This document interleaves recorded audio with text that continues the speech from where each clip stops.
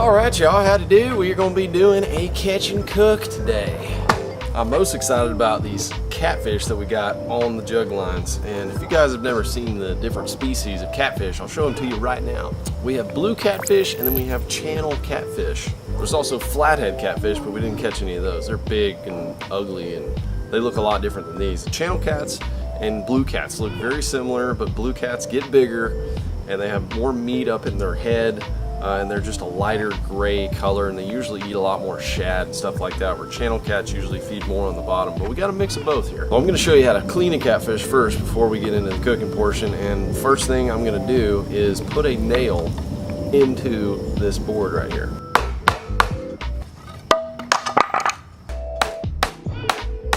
The reason for doing that is I'm going to put the catfish on this board like this with the nail, and that way I can take pair of skinners and just rip their skin off. This is a cleaning set made by Mora. I really like their knives. I have a bunch of their knives, but this is great for catfish. Okay, there we go. There's our piece of meat.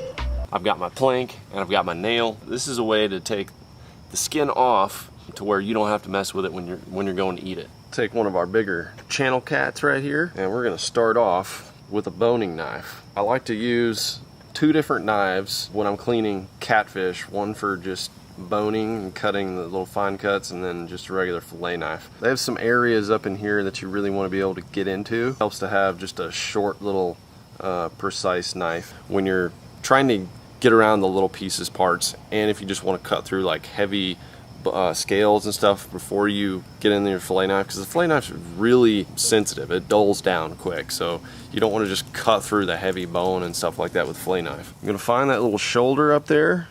We're going to make a cut, and then we want to press the knife towards the spine, so in towards me at this moment.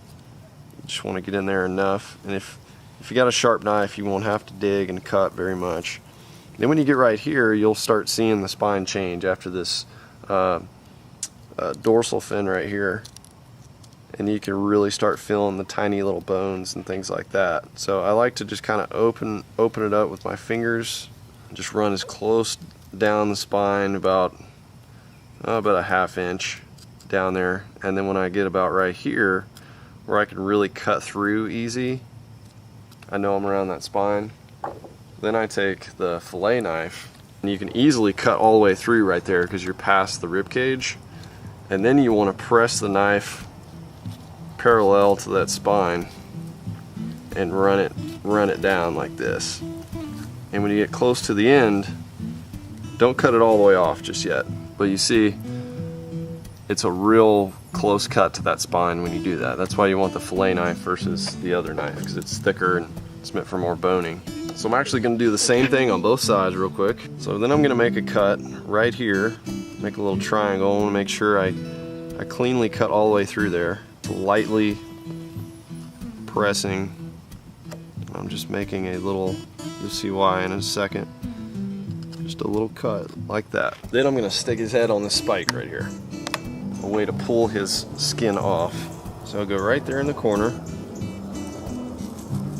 and we just pull down all the way. These are cheap. You can get them at almost any sporting goods store. Carries catfishing supplies. And then we just cut the end.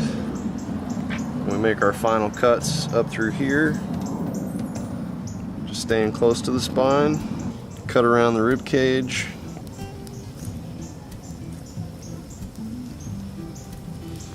Get up into that shoulder. And there's where you want that boning knife, so you can get all the way up in there. I think that's the best part of the catfish, and then you have all that big main fillet. And then there's no skin, so you can just put that right in the grease. Man, there's a lot of meat on these last two guys. All right, now we just got to clean old Big Bertha here. Fantastic fillets. And look at these big ones. These stud puppies right here. Look at that one. Woo-wee. So we're now going to put these in the food saver, seal those up so we can do a fish fry. Ladies and gentlemen, are you ready to get down with some delicious Southern fried catfish. Well, I hope you are, because I am. I am starving. I went for a long run today. I've been working on wood projects. Working up a sweat, I'm ready to eat. Waiting on OSG to get back from baby shower, doing baby shower things. I'm sure she's worked up an appetite too, 'cause she's pregnant. What better way to do a family night dinner with some southern fried catfish? We're gonna do it 2 ways though, y'all. You know we gotta do that Frank's Red Hot on there, and we're gonna do it the regular way, 'cause someone in this household likes very traditional stuff. Here we go now. We're in Lake Fork Mom's kitchen right now. It's looking great, Mom, you're doing good. I just want to show you guys how this works here. Vacuum sealing these. This is a great way to keep things fresh. Wow, trying to make a cooking show here. So anyway, these are our delicious catfish fillets. Look at them. Have you seen these, Mom? Have you seen the juiciness? Those look good. They look good. They're nice and fatty. Let's break those things open. Somebody's getting hungry. That's right. We're waiting on our person here. About 5 or 6 fillets, 2 of them are Mondos. Thank you so much. See that? It was very TV-like. Just scissors appeared out of nowhere. So we cut these. It's all sealed for freshness. And I want to try to keep these dry. I don't want the juices. Oh, do you want a colander? Yeah. Let's get a No, I don't need a colander. Are you sure? That's a fancy thing that we don't need on the show. The juices contained. Right. Pour them down the sink. Throw that in the trash. Don't leave that laying about. There's the fillets. Okay. What do you think about those? I think they look good. B, what do you think about those? Yeah, I like to cut mine, make them into chunks, and then fry them, because catfish, they're normally tougher to fry. Because, you know, they're just thicker, they're fattier, they're heartier. I think that's good. We're going to do a cornmeal flour batter. Salt them up. Hang on, before you get too excited about that, don't forget about Frank's Red Hot. No, we're not doing that tonight. Yes, we are, No, Mom. we're not. We're gonna do it on a couple. Okay, a couple, but not on all of them, because... Mama don't like that. Yeah, I mean, it tastes good. I just like them without the hot sauce. Okay, well, All right. you've made your opinion known. Whoa, whoa, whoa! A little too big. A little too big. Filet should look something like this if you're gonna cut them up. You could do a whole fried one, but I like to get the crispiness all around. I call them 2 bites. This is like a 2-bite catfish. Do them too thin, you know, you're just getting too much crispy. And they also cook faster this way. They're easier to get in and out, so you're not daddling with a Mondo catfish fillet, doing a twirly in the thing. Look at that. That is a daggum. That might as well be a steak fillet. Look how thick and juicy that is. Some people don't like catfish because they are just, I don't know. You know, people say they feed on the bottom and whatnot, but I tell you, they're delicious. We have a mixture of blue cats and channel cats in there. But the biggest one, that's a blue cat, and the meat I've noticed on the blue cats is whiter, more like a cod would or something. And then the channel cats, they've got that yellowness, like that fattiness, which I think is really good. Okay. But we're gonna I see. think this could be somebody else. Is that somebody? Yeah, it is your wife. Honey! We've been waiting for you. Oh, well, I'm glad I finally made it. Miss B's been waiting on you, obviously. Can I walk in the door? Come here, baby. Big girl. No. Oh, it's been a stressful traffic day. Your hair says it all. All right, B, calm down. We're trying to make a daggone show here. She loves Stephanie because she's pregnant and she's feeling it. She's like, I want to protect the baby. Go to your shoebox. I need my shoebox. Look. You see this? She knows. Yeah. And that way she won't jump on Stephanie.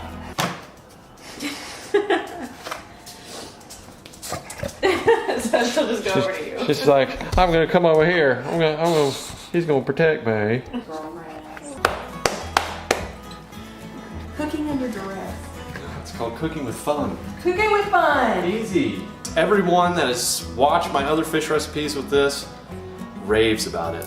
Literally raves. It is good. That's an old word. It is good. I like it. Raves. Well, hopefully none of you are having bowel issues out there after this Frank's Red Hot. I don't have any issues with it. But what you do is just called smothering and covering right there. That's how we say it in the South. You just want to smother it and cover it. And that acts as your stickiness as well. So pat them dry.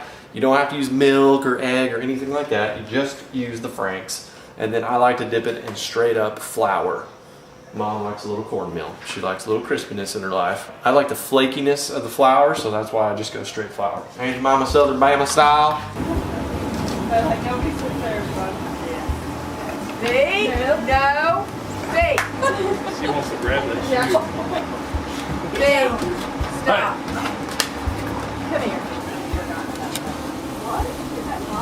Yeah, there was a 13 pounder. Do you like to use the fries as like a tester? Yeah, it gets the grease going, you know, lets you know your grease is hot. Get them crispy, then throw the fish in. You get your area ready. You have the red hot right here. We have the traditional right here. And you want to dip them in the cornmeal or the flour right before you put them into the grease. Don't let them just lay around in flour. They get real clumpy and stuff like that. So you go bam, and then you go right in there. You guys have probably seen some of these fish fries. You know what's up. But all you new people, if you haven't tried fried fish, oh my gosh. Ain't quite the best thing for your heart, but it's good for your soul. Another tip for you guys frying fish. After you get your grease going, well, you want to turn it down because you don't want to burn your grease. That's the worst thing you can do for fried fish. Golden little crispies. Ready to go. Okay, I'm ready. let's get the fish. Let's get the fish going. Okay, I'll do it. That is what your coating is going to look like with cornmeal. LFD's going to drop one in there so you guys can see what this operation is all about. It's a light battering. And it goes in there and looks like that. Golden Crispies from the south. That's right. There's a disturbance in the fish fry. When she smells food, she's hungry. She's hungry.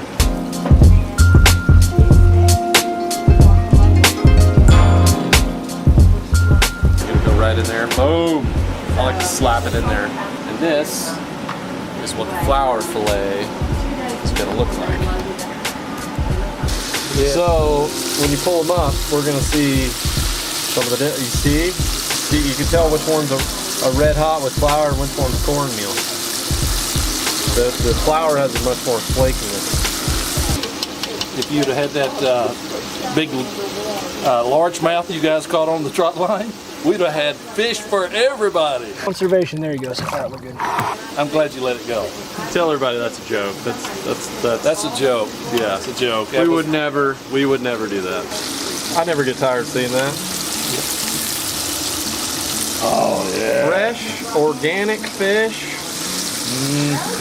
from local lake to your plate. I mean, there is just nothing that makes a person feel better than that. Unless it's maybe a deer. Same concept. I'm glad we can do this as a family. Yes, me too. Thanks for catching them. Of course. I'll enjoy eating them. Okay, now get the rest of them in. Glass of the Frankers just came off. They're a little toasty. I was inside. I know you were. I was out here. There's Yes. a lot of jabberjawing though out here. So it's the girl's fault? Yeah. Gotta contend with that. Don't be blaming this on us. The men are in charge of the cooking tonight. We'll see how well y'all do. 4 girls against It is. 2 dudes. But we are the hunter-gatherers, aren't we, Dad? That's right. Time for a taste test. Mama is hungry. Do I get first taste test? All right. Actually, that would be great because your palate is ready to go. Who's ready to go? And we're gonna have 2 different styles. And I have not had the Franks on the catfish before. I've had it on white bass, I've had it on crappie, I've had it on walleye. Summer catfish, I'm thinking it's gonna be a good move, but we'll see.